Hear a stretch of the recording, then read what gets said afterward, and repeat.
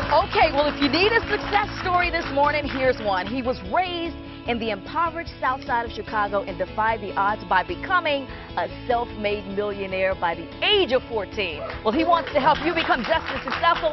Please welcome celebrity entrepreneur, philanthropist, and best-selling author, Dr. Farrah Gray. Good to have you, Dr. Gray. It's good to see you. Welcome to San Antonio. I love it here. You are here for a big event. We're going to talk about that in just a minute. But I got to tell you, I've been a reporter and TV host now for 3.5 years. I have never seen anybody with as many credentials and accolades as you have, starting at the, it's impressive. We'll try to get through some of these quickly. You were a self-made millionaire at the age of 14. What inspired such a entrepreneurial spirit so young? Well, I believe that comfort is the enemy of achievement. I grew up very poor on the south side of Chicago in the housing projects.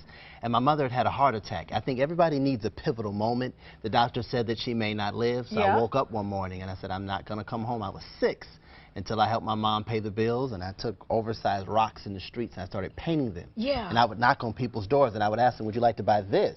And people would look at me and say, isn't that the rock that was in front of my door? I was like, yeah, but see, it's different now. It can be used as bookends, paperweights, and door stoppers. That was my first business. You knew how to sell it.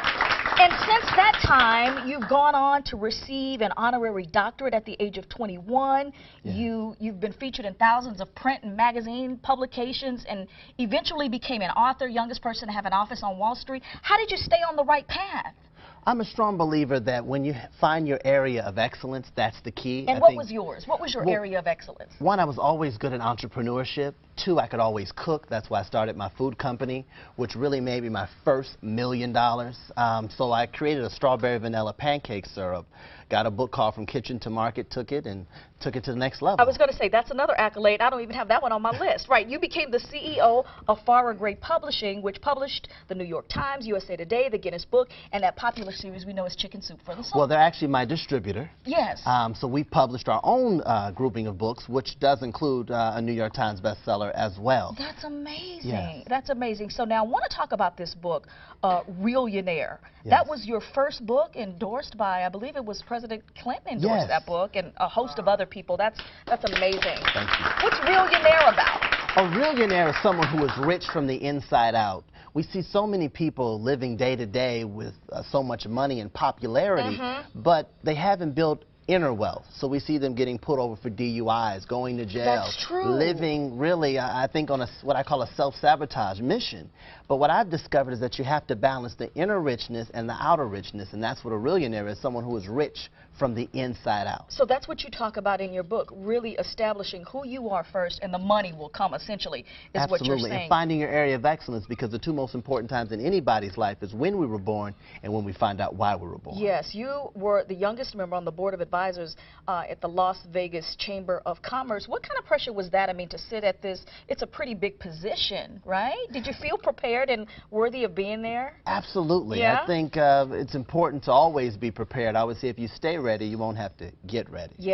So being on the board of the Las Vegas Chamber of Commerce basically gave me a front row seat of commerce and business, and also helping and assisting in making decisions. And of course, some people looked at me like, isn't this kid, you know, wasn't he born yesterday? And I would say, yes, I was born yesterday, but I stayed up all night. Very good. I love that. I love that. There's so many elements in your books, and you talk about how people can adopt some of your ways of thinking to become millionaires and to become rich, as you put it, from the inside out. And you're going to be doing that and sharing that tonight at an event that's here in town. Felicia Madison is with the Alamo City Black Chamber of Commerce. Good morning, Felicia. I can imagine when you're scouring the country trying to find somebody who's going to be worthy and who's going to say something powerful to this audience, you got the right person. Absolutely. Absolutely. When I saw him, I was blown away, so we had to get him here. Yeah, and when you have somebody like this who speaks to a great number of people, you hope that that feeling resonates amongst other people in the audience, and they'll go out and do something great as well. Isn't that the idea, Felicia? Absolutely, yes. Yeah. Absolutely, yes. So what is the single most important thing you can tell somebody outside of inner richness and having it transfer in their quest to just make it day to day? Everything we want is on the other side of fear. We have to develop a healthy fear of not doing the things that we want to do. Yeah. It's usually fear that gets in the way of our goals, our mission in life, and our prosperity. So I believe that not only believing in yourself, but also, again, as I talked about, finding your area of excellence and your true purpose. And I always tell people, ask yourself 3 questions if you want to find your area of excellence. First question, what comes easy to me but harder to other people? What is your gift, essentially? What is your gift? Yeah. What were you put here to do? Second question is, what would I do and work for years and years to come and not get paid for it, and how can I be of service? That's good. That is good. That is good.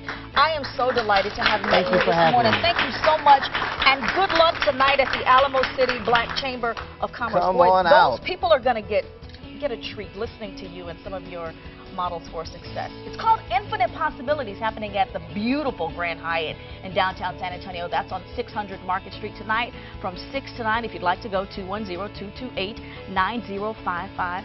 Dr. Gray Farrah.